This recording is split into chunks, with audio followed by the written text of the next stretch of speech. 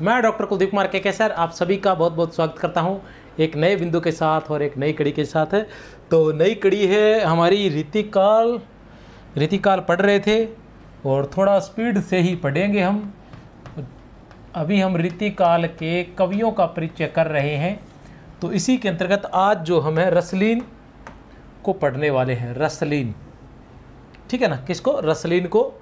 और उसके साथ साथ हम पढ़ेंगे सोमनाथ को, ठीक है ना, और इनकी रचनाओं को भी पढ़ेंगे, क्योंकि पीछे जितने भी कवि पढ़े हैं सभी को ट्रिक के माध्यम से करवाया गया है। रचनाओं को इन्हें भी ट्रिक के माध्यम से ही करवाया जाएगा। सबसे पहले रसनीति को पढ़ते हैं, सॉरी रसलीन को सॉरी। आपने भी ये याद रखना है, रसलीन और रसनिधि। सैयद गुलाब नबी किसका नाम है? सैयद गुलाब नबी किसका नाम है? तो रसलीन का, ठीक है ना। और रसलीन का पूरा नाम क्या था? ठीक है ना, सैयद गुलाब नबी। और रसनिधि का क्या नाम था? पृथ्वी सिंह। रसनिधि का क्या नाम था? पृथ्वी सिंह। रसलीन की बात करें तो उत्तर प्रदेश के जिला हरदोई के प्रसिद्ध साहित्य केंद्र बिलग्राम के रहने वाले थे। रसलीन जो है वो कहाँ के रहने वाले थे? बिलग्राम के रहने वाले थे। कहाँ के रहने वाले थे? बिलग्राम। ये दोनों ही जगह पूछी जा सकती है, हरदोई और बिलग्राम। हरदोई और बिलग्राम दोनों ही जगह पूछी जा सकती है। रसलीन जो है वो कहाँ के रहने वाले थे? बिलग्राम के रहने वाले थे। पिता सैयद मोहम्मद वाकर, पिता का नाम था सैयद मोहम्मद और वाकर। रसलीन का मूल नाम क्या था? सैयद गुलाब नबी। सैयद गुलाब नबी इनका मूल नाम था। इनकी प्रमुख रचनाओं की हम बात करते हैं। तो रचना इनकी है अंग दर्पण और रस प्रबोध। इनकी दो रचनाएं हैं, रस दर्पण और अंग प्रबोध, ठीक है ना। सॉरी, अंग दर्पण और रस प्रबोध। अंग दर्पण और रस प्रबोध याद रख लेना, अंग दर्पण और रस प्रबोध। 1737 ईस्वी में नक्शिक वर्णन 180 दोहों में जो अंग दर्पण है, इसकी रचना 1737 ईस्वी में हुई थी। इसमें नक्शिक वर्णन है 180 दोहों में। रस प्रबोध जो है इसकी रचना 1741 ईस्वी में हुई थी। इसमें नायक नायिका भेद है, 1154 दोहे हैं। अलग अलग साहित्यों में अलग अलग दिए हुए हैं, आप ये याद रख लेना, ठीक है ना। अंग दर्पण है 1737 ईस्वी। इसमें क्या है? अंग दर्पण की रचना कब हुई थी? 1737 ईस्वी में। अंग दर्पण की रचना कब हुई थी? 1737 ईस्वी में, याद कर लेना। अंग दर्पण की रचना कब हुई थी? 1737 ईस्वी में। इसमें क्या है? इसमें नक्शिक वर्णन है जिसमें 180 दोहे हैं, ठीक है ना। अंग दर्पण में क्या है? अंग दर्पण की रचना कब हुई थी? 1737 ईस्वी में। इसमें क्या है? 180 दोहे हैं। अंग दर्पण की रचना जो 1737 ईस्वी में हुई थी, इसमें 180 दोहे हैं और नक्शिक वर्णन है। रस प्रबोध की रचना 1741 ईस्वी में हुई थी। ये नायक नायिका भेद का ग्रंथ है, 1154 दोहे हैं। अंग दर्पण की रचना जो है वो किस लिए हुई थी? ब्रजभाषा सीखने हेतु अंग दर्पण की रचना हुई थी। ब्रजभाषा सीखने हेतु और नक्शिक वर्णन हेतु। रस प्रबोध में क्या है रचना का नाम? रस प्रबोध।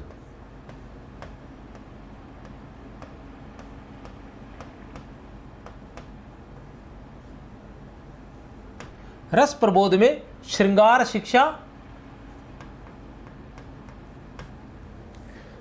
रस प्रबोध में श्रृंगार रस के विभिन्न अवयवों, षड्ऋतु, 12 मासा तथा नायिका भेद आदि का वर्णन किया गया है। अब रस प्रबोध में क्या कुछ है? रस प्रबोध की रचना कब हुई थी? 1741 में। इसमें क्या कुछ है कि श्रृंगार रस के विभिन्न अवयवों अर्थात अंगों, श्रृंगार रस मूल रूप से तो क्या है? रस प्रबोध में श्रृंगार रस है, कौन सा रस है? श्रृंगार रस। ठीक है ना।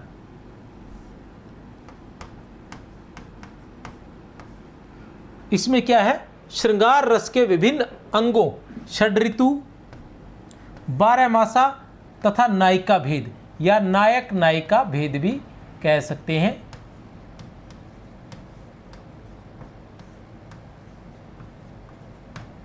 का वर्णन किया है। प्रमुख पद कौन सा है इसका? अगिन रूप बनी रे बिरह, अगिन रूप बनी रे बिरह, कत खारत है मोही, तिय तन पानी पाई के बोरी मार्यो तोही, बांची आदि ते अंत लो यह समझे जो कोई, तही और रस ग्रंथ को फेरी चाह न हुई, अमिय हलाहल मद भरे सेत श्याम रतनार, जियत मरत झुक झुकी परत जही चितवत एक बार। ये वाला जो पद है ये बहुत ही महत्वपूर्ण है, पहले पूछा जा चुका है ये पद।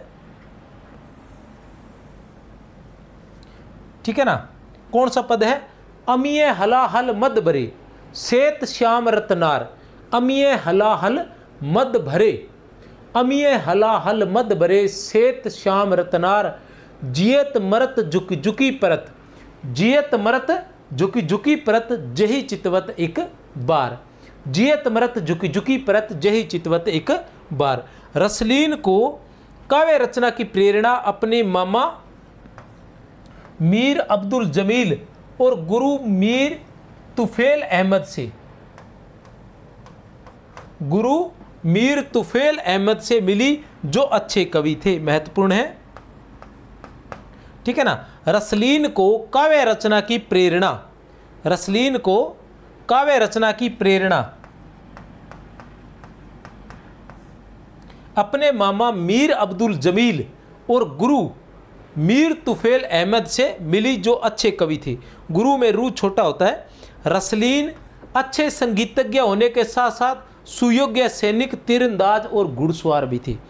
रसलीन जो है संगीतज्ञ भी थे, कवि तो थे ही, संगीतज्ञ भी थे, सैनिक भी थे और सैनिक होने के साथ तीरंदाज और घुड़सवार भी थे।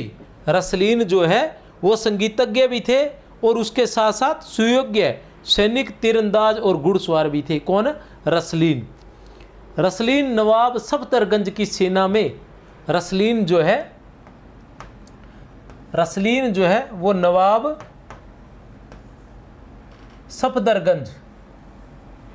सफदरगंज की सेना में काम करते थे तथा राम चेतोनी के युद्ध में मारे गए थे। राम चेतोनी के युद्ध में मारे गए थे। कौन? रसलीन। याद रख लेना, जब भी कोई तथ्यात्मक जानकारी पढ़े तो उसके साथ साथ जिसके बारे में वो तथ्यात्मक जानकारी है उसका नाम भी पढ़ते रहे। राम चेतोनी के युद्ध में कौन मारे गए थे? रसलीन मारे गए थे। राम चेतोनी के युद्ध में कौन मारे गए थे? रसलीन मारे गए थे। नवाब सफदरगंज की सेना में कौन थे? रसलीन। नवाब सफदरगंज की सेना में कौन थे? रसलीन थे। रस प्रबोध में यद्यपि सभी रसों का वर्णन हुआ है, रस प्रबोध जो है इसमें यद्यपि सभी रसों का वर्णन हुआ है तथापि मूल विषय जो है वो श्रृंगार रस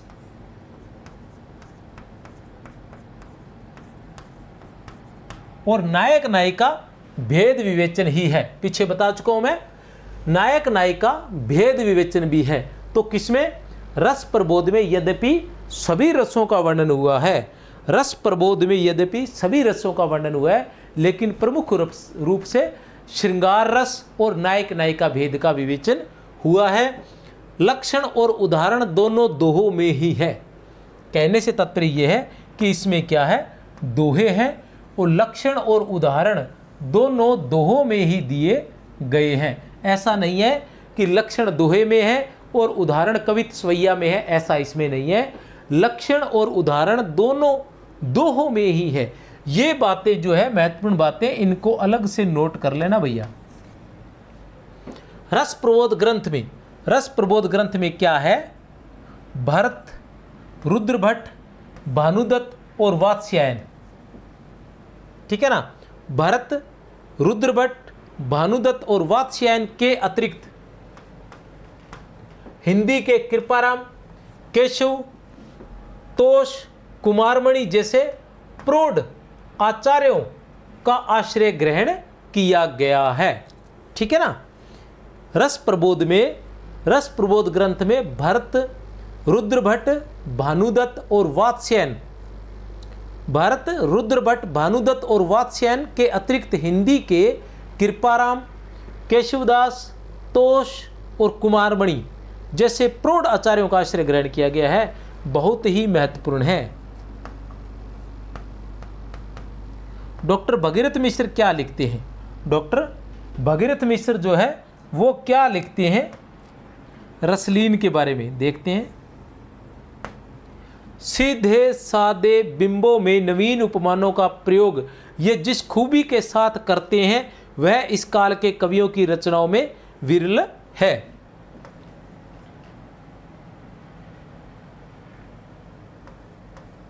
बहुत ही महत्वपूर्ण है डॉक्टर भगीरथ मिश्र। किसमें? डॉक्टर नगेंद्र संपादित हिंदी साहित्य का इतिहास में। डॉक्टर नगेंद्र संपादित हिंदी साहित्य का इतिहास में लिखते हैं, क्या लिखते हैं?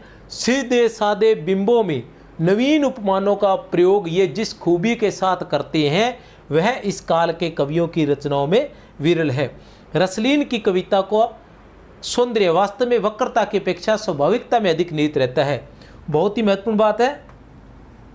रसलीन की कविता का सौंदर्य जो है वो वास्तव में वक्रता की अपेक्षा स्वाभाविकता में अधिक निहित है। अर्थात जो लिखने का तरीका है रसलीन का वो वक्रता की अपेक्षा स्वाभाविकता के अधिक नज़दीक है।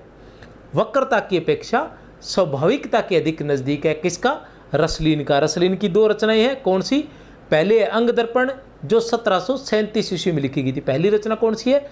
अंग दर्पण जो 1737 ईस्वी में लिखी गई है, और दूसरी है रस प्रबोध जो 1741 ईस्वी में लिखी गई है।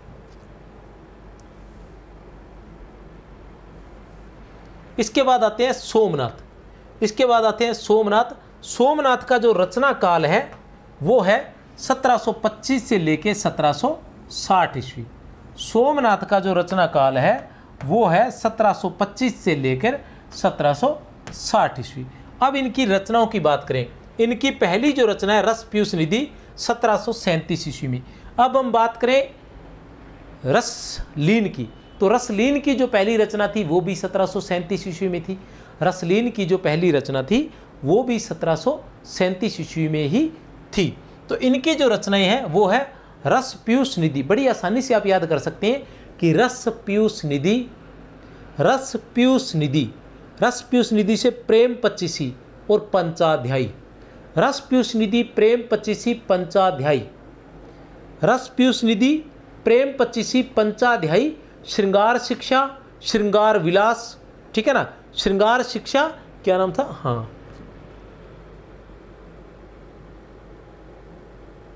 रस पीयूष निधि प्रेम पच्चीसी पंचाध्यायी। उसके बाद श्रृंगार विलास है, श्रृंगार शिक्षा नहीं है, सॉरी, श्रृंगार विलास, सुजान विलास, ठीक है ना। श्रृंगार विलास, सुजान विलास, कृष्ण लीलावती और माधव विनोद। कृष्ण लीलावती और माधव विनोद, ये इनकी रचनाएं हैं, 7 रचनाएं, ठीक है ना। इनको किस तरीके से याद किया जा सकता है फिर बता दूं। रस पीयूष निधि, रस पीयूष निधि, रस पीयूष निधि, पै पर जोर पड़ रहा है, तो रस पीयूष निधि प्रेम पच्चीसी पंचाध्यायी। रस पीयूष निधि प्रेम पच्चीसी पंचाध्यायी। रस पीयूष निधि प्रेम पच्चीसी पंचाध्यायी। रस पीयूष निधि प्रेम पच्चीसी पंचाध्यायी। उसके बाद श्रृंगार विलास और सुजान विलास, श्रृंगार विलास और सुजान विलास, फिर कृष्ण लीलावती और माधव विनोद। ये इस तरह से 7 रचनाएं आप याद कर सकते हैं। इनको लिख भी सकते हैं, एक बार फिर लिख के दिखा दूं आपको। सबसे पहले आएगा रस पीयूष निधि। रस पीयूष निधि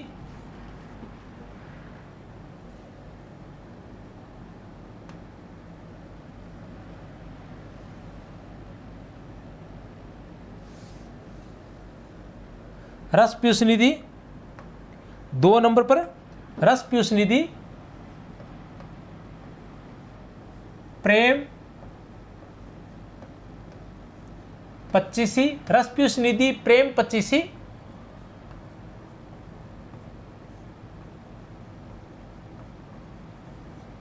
पंचाध्यायी, रस पीयूष निधि प्रेम 25 पंचाध्यायी, रस पीयूष निधि प्रेम 25 पंचाध्यायी। 3 रचना एक लाइन में लिखोगे, ठीक है ना। फिर ये 3 एक लाइन में, फिर 2 एक लाइन में। वो कौन सी है? श्रृंगार विलास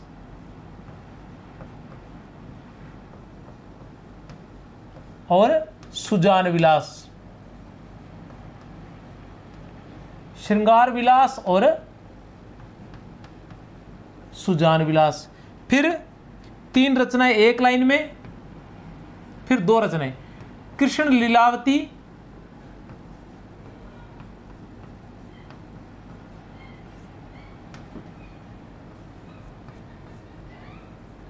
और माधव विनोद, कृष्ण लीलावती और माधव विनोद। ये आपकी 3, 2, 5 और 2, 7 रचनाएं होगी। सोमनाथ का अन्य नाम जो है शशिनाथ है, ये दे रखा है वैसे तो। सोमनाथ का अन्य नाम जो है वो शशिनाथ है। ये महाराज प्रताप सिंह के आश्रय में रहे थे।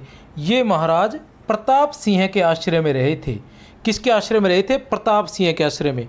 ये महाराजा प्रताप सिंह के आश्रय में रहे थे। जैसे कुलपति मिश्र है, वो किसके आश्रय में रहे थे? राम सिंह के आश्रय में, ठीक है ना। जय सिंह के पुत्र राम सिंह के आश्रय में।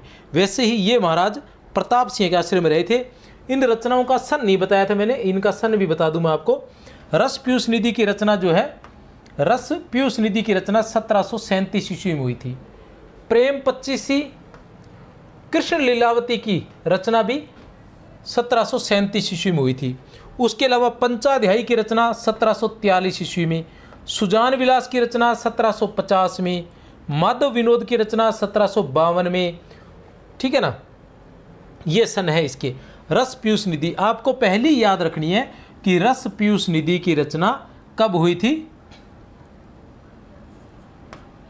रस पीयूष निधि की रचना कब हुई थी? 1737 ईस्वी में, ठीक है।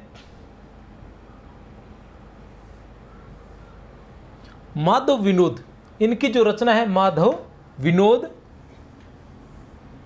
संस्कृत के माधव मालती नाटक का पद्य अनुवाद है। संस्कृत के माधव मालती नाटक का पद्यबद्ध अनुवाद है।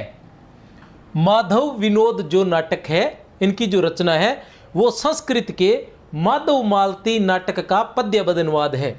और इसकी रचना जो रस पीयूष निधि है, रस पीयूष निधि, रस पीयूष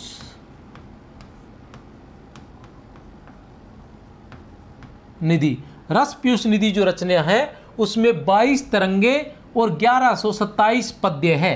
22 तरंगे और 1127 पद्य है। एक बार देख लेता हूँ कहीं कोई आगे पीछे ना हो, थोड़ी बहुत है, बिल्कुल सही है।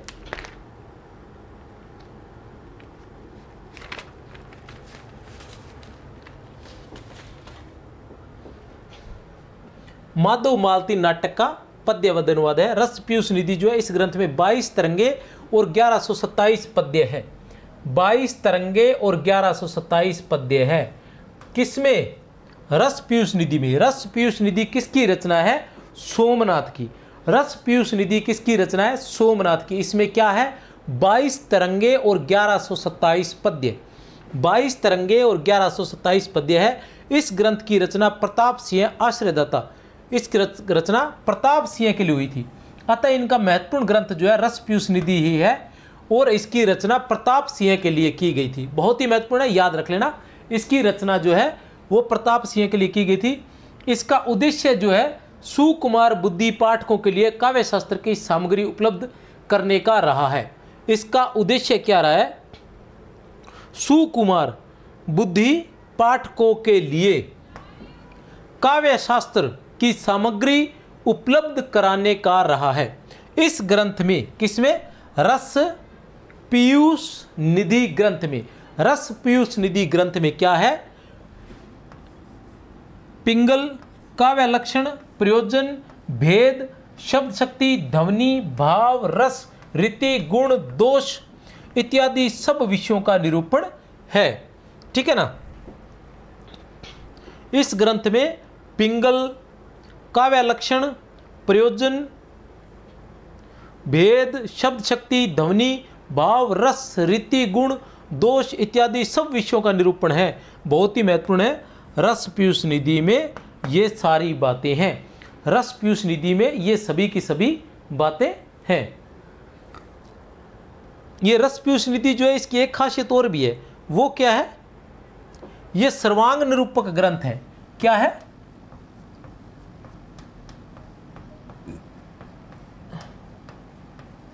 सर्वांग निरूपक ग्रंथ है, क्योंकि इसमें काव्य के लक्षण, प्रयोजन, भेद, शब्द शक्ति, ध्वनि, भाव, रस, रीति, गुण, दोष सब कुछ है। इसलिए ये क्या है? सर्वांग निरूपक है। जैसे चिंतामणि का कवि कुल कल्पतरु था, जैसे चिंतामणि का कवि कुल कल्पतरु था। ठीक है ना। उसी तरह सोमनाथ का ये रस पीयूष निधि जो ग्रंथ है, ये भी क्या है? सर्वांग निरूपक है। यह दास जी के काव्य निरूपण से भी बड़ा ग्रंथ है। यह दास जी मतलब भिखारी दास जी का जो काव्य निरूपण है, ठीक है ना, काव्य निरूपण या काव्य निर्णय भी कह सकते हैं। अब क्या कहना चाह रहे हैं, दोनों में से दोनों ही बातें हो सकती है कि यह दास जी के काव्य निरूपण से भी बड़ा ग्रंथ है या दास जी के काव्य निर्णय से भी बड़ा ग्रंथ है, क्योंकि बिहारी दास की एक रचना का नाम काव्य निर्णय भी था। प्रबंध काव्य, इनके प्रबंध काव्य कौन कौन से हैं? पंचाध्यायी है और सुजान विलास। पंचाध्यायी और सुजान विलास जो है इनके प्रबंध काव्य है, याद रख लेना। प्रबंध काव्यों के बारे में अक्सर पूछा जाता है। वैसे प्रबंध काव्य अलग से करवा दिए जाएंगे कि कौन कौन से प्रबंध काव्य, लेकिन फिर भी आप लोगों ने याद रखना है कि प्रबंध काव्य कौन कौन से हैं। अलग अलग साहित्यकारों के अनुसार अलग अलग प्रबंध काव्य है। वैसे तो जैसे केशवदास की बात करें तो केशवदास के लिए आचार्य रामचंद्र शुक्ल के अनुसार उनकी जो रामचंद्रिका है और एक है वीर सिंह देवचरित। रामचंद्रिका है और वीर सिंह देवचरित जो है प्रबंध काव्य है। लेकिन जो नगेंद्र है, नगेंद्र का जो हिंदी साहित्य का इतिहास है, उसके अनुसार केशवदास के जो प्रबंध काव्य है वो है रामचंद्रिका है, रतन बावनी है, वीर सिंह देवचरित है, जहांगीर जस चंद्रिका है। ठीक है ना। और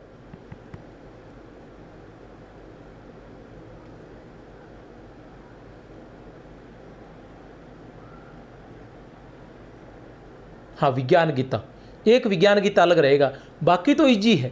कौन कौन से? जैसे रतन बावनी है तो रतन सिंह के बारे में, रतन सिंह का वर्णन किया गया है, इंद्रजीत सिंह के भाई रतन सिंह का वर्णन किया गया है, इसलिए रतन बावनी जो है वो प्रबंध काव्य है।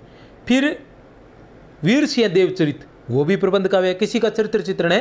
फिर जहांगीर जस चंद्रिका ये भी क्या है? प्रबंध काव्य है। रामचंद्रिका, राम का वर्णन है, ये भी प्रबंध काव्य है। और एक बस्ती है विज्ञान गीता जो अलग है, वो भी प्रबंध काव्य है। नगेंद्र के अनुसार ये 5 प्रबंध काव्य हैं। चिंतामणि की हम बात करते हैं तो चिंतामणि के जो प्रबंध काव्य है वो कृष्णचरित, रामायण और रामाश्वमेघ ये प्रबंध काव्य है। कृष्णचरित, रामायण और रामाश्वमेघ ये जो है प्रबंध काव्य है। ये बातें हमें ध्यान रखनी है। सोमनाथ के कौन कौन से हैं? पंचाध्यायी, सुजान विलास, ये 2 प्रबंध काव्य हैं। सोमनाथ के प्रबंध काव्य कौन से हैं? पंचाध्यायी और सुजान विलास। सोमनाथ के कौन कौन से हैं? पंचाध्यायी और सुजान विलास।